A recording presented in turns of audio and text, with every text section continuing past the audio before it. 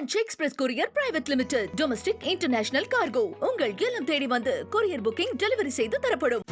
வணக்கம். இன்றைய தலைப்புச் செய்திகள்.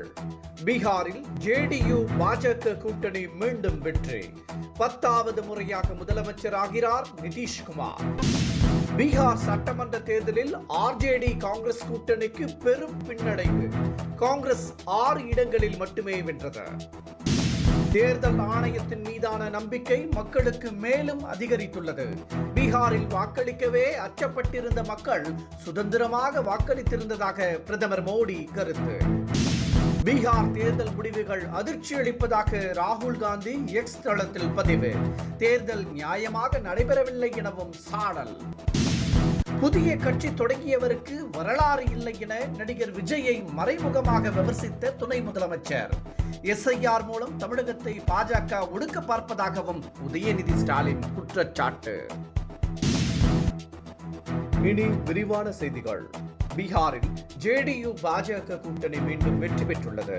நிதிஷ்குமார் 10வது முறையாக முதலமைச்சராகிறார். பீகார் சட்டமன்ற தேர்தலில் பதிவான வாக்குகள் எண்ணப்பட்டதில் ஜேடியு பாஜக கூட்டணி மகத்தான வெற்றியை பெற்றது. 243 தொகுதிகளில் அந்த கூட்டணி 202 இடங்களில் வெற்றி பெற்றுள்ளது.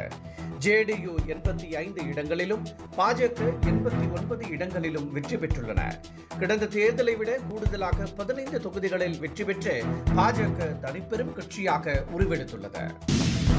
பீகார் தேர்தலில் காங்கிரஸ் ஆர்ஜேடி கூட்டணி பெரும் பின்னடைவை சந்தித்துள்ளது.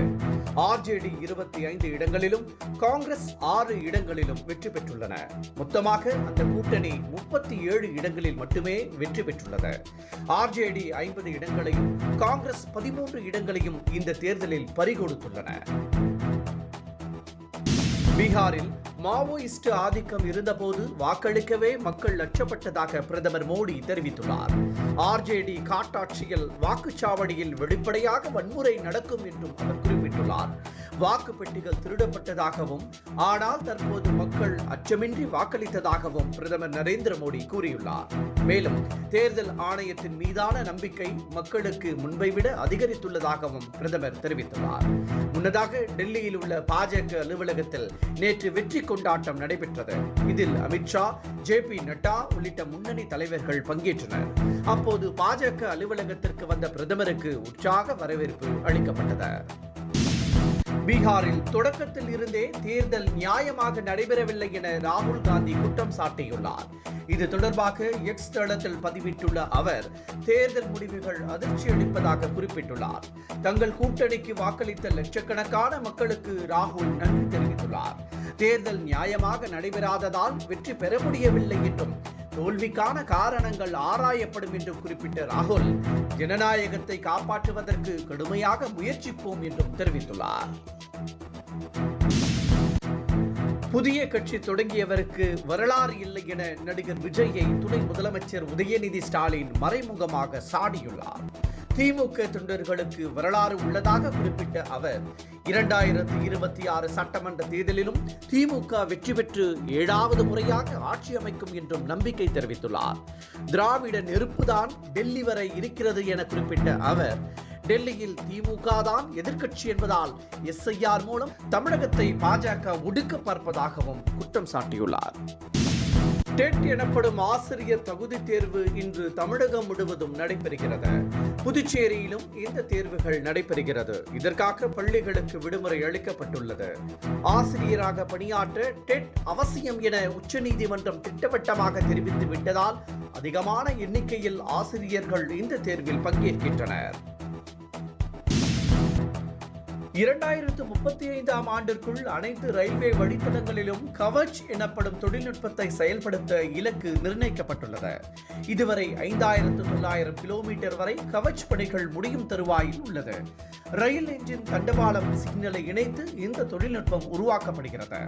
ஒரே தடத்தில் 2 ரயில்கள் வந்தால் தானாகவே பிரேக் பிடித்து ரயிலின் வேகம் குறையும். அதே நேரத்தில் நிர்ணயித்த வேகத்தை விட ரயிலை இயக்க முடியாது. நிதி நிறுவன மோசடி வழக்கில் தேவநாதன் மீண்டும் கைது செய்யப்பட்டுள்ளார். முதலீட்டாளர்களிடம் 500 கோடி ரூபாய்க்கு மேல் மோசடி செய்த வழக்கில் தேவநாதன் கைது செய்யப்பட்டு ஜாமீனில் விடுதலை செய்யப்பட்டார். ஆனால் 100 கோடி ரூபாய் டெபாசிட் செய்ய வேண்டும் என்றும் தவறினால் சரணடைய வேண்டும் என்றும் நீதிமன்றம் எச்சரித்திருந்தது. ஆனால் நிபந்தனையை நிறைவேற்ற தவறியதால் அவரை கைது செய்ய நீதிமன்றம் உத்தரவிட்டது. இதனைத் தொடர்ந்து சென்னை உயர்நீதிமன்றத்தில் சரணடைந்த தேவநாதனை போலீசார் மீண்டும் கைது செய்துள்ளனர். ரஜினி படத்தில் இருந்து சுந்தர் சி விலகிய நிலையில் அது குறித்து புதிதாக பரபரப்பு தகவல்கள் வெளியாகியுள்ளது. ரஜினிக்கு ஒரு ஜாலியான பேய் கதையை சுந்தர் சி கூறியுள்ளாராம். கதை பிடித்து போன ரஜினி திரைக்கதைகளில் சில மாற்றங்களை செய்ய சொல்லி இருந்ததாகவும், மாற்றங்கள் செய்தாலும் அடிக்கடி கரெக்ஷன் சொன்னதால் கடுப்பான சுந்தர் சி யாரிடமும் சொல்லாமல் கொள்ளாமல் படத்தில் இருந்து வெளியேறியதாக கூறப்படுகிறது. Express courier private limited domestic international cargo உங்கள் இல்லம் தேடி வந்து கொரியர் புக்கிங் டெலிவரி செய்து தரப்படும். என்றும் உங்களுடன் மை இந்தியா. முக்கிய செய்திகளை உடனுக்குடன் தெரிந்து கொள்ள சப்ஸ்கிரைப் பண்ணுங்க, பெல் பட்டனை பிரஸ் பண்ணுங்க. என்றும் உங்களுடன் மை இந்தியா.